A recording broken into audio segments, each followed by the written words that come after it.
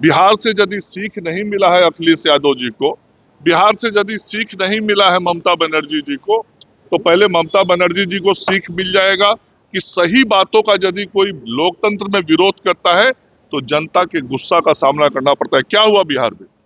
ये महागठबंधन और कांग्रेस के लोग, इन लोगों का सुपड़ा साफ कर दिया बिहार के लोगों ने। ये तो लोकतंत्र है, जनता ने किया ना। जनता ने माना कि आप हमको भ्रमित कर रहे थे, आप गलत बयान दे रहे थे।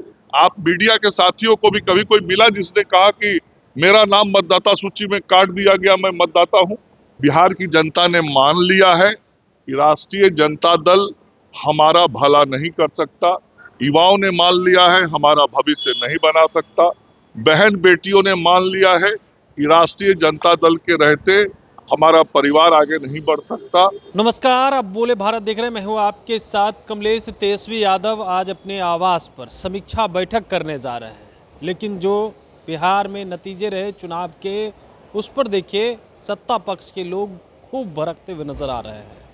कह रहे हैं कि जनता ने नकार दिया है, भरोसा नहीं है राष्ट्रीय जनता दल पर कि उनका भविष्य जो है राष्ट्रीय जनता दल बना सके। युवा हो, महिला हो, तमाम लोगों को भरोसा नहीं रहा है। क्या कुछ कहते हुए नजर आ रहे हैं बिहार सरकार में मंत्री हैं मंगल पांडे।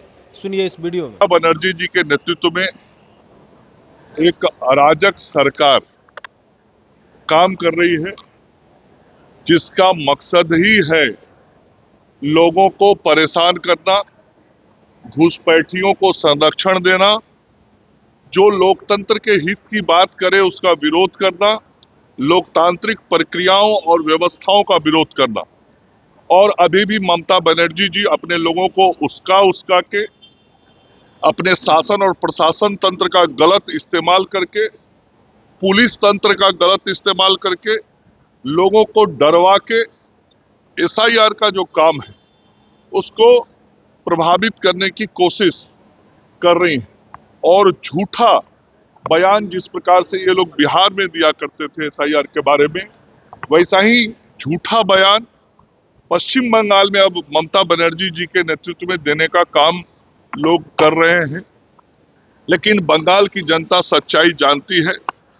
चुनाव आयोग ने जिस प्रकार से बिहार में काम किया था और बिहार की एक भी जनता का नाम मतदाता सूची से छूटा नहीं था, वैसा ही काम पश्चिम बंगाल में हो रहा है।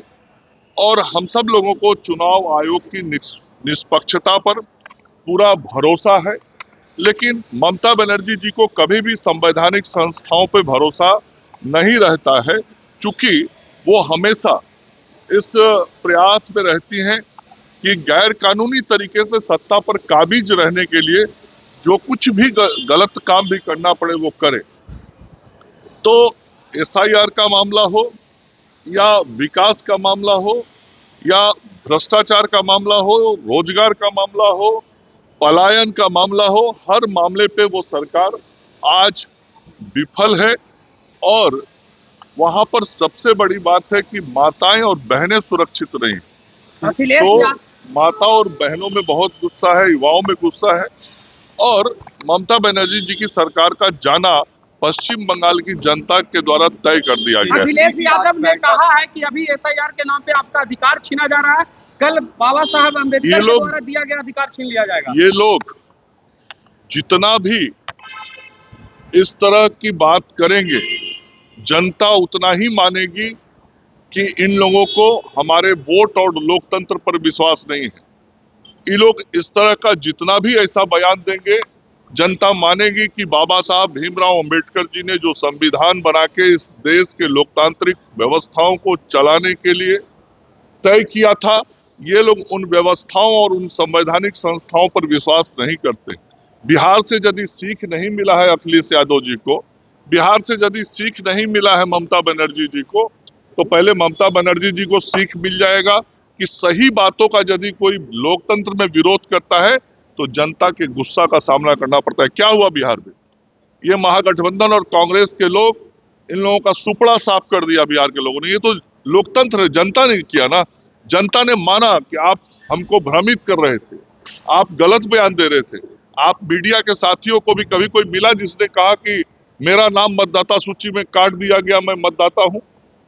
इतना बड़ा करोड़ों करोड़ लोग का एसआईआर हुआ और उसमें से एक भी गलती नहीं निकली। ये क्या करते थे राहुल गांधी? आप मीडिया के मित्रों के माध्यम से गलत विषय लाते थे और गलत गलत कागज प्रोड्यूस करते थे किसी का कि ये आदमी का नाम काट दिया गया, ये आदमी का नाम छोड़ दिया गया। और जब सच्चाई तहकीकात होती थी, पता लगाया जाता था, तो पता लगता था कि उन्होंने जो दावे किए हैं वो गलत दावे किए।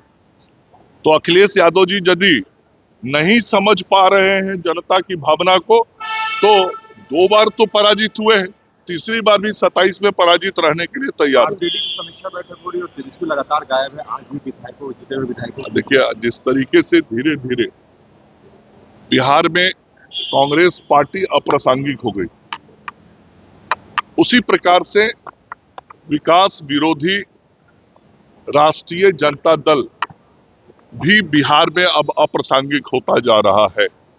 बिहार की जनता ने मान लिया है कि राष्ट्रीय जनता दल हमारा भला नहीं कर सकता। युवाओं ने मान लिया है हमारा भविष्य नहीं बना सकता। बहन बेटियों ने मान लिया है कि राष्ट्रीय जनता दल के रहते हमारा परिवार आगे नहीं बढ़ सकता। और एक बार नहीं, लगातार कई चुनावों में पराजित कर कर के जनता ने उनको अब संदेश दे दिया है कि अब राष्ट्रीय जनता दल नामक राजनीतिक दुकान को आप बंद कर दीजिए, चूंकि आपकी जो विचारधारा है उस विचारधारा को बिहार की जनता ना मानती है ना आप पे विश्वास करती है। तो आपने सुना मंगल पांडे जो है वो तेजस्वी यादव पर भी खूब बरस गए हैं। वहीं एसआईआर को लेकर के बवाल मचा हुआ है। इससे पहले भी उन्होंने कहा है कि ममता बनर्जी को बिहार से सीख लेनी चाहिए। हालांकि बिहार में जो करारी हार हुई है आरजेडी के, उस पर भी बोल रहे हैं, लेकिन ममता बनर्जी जो सवाल उठा रही है एसआईआर को लेकर के, उस पर भी खूब बोलते हुए नजर आ रहे हैं। बने रहे बोले भाई साथ, बहुत बहुत धन्यवाद।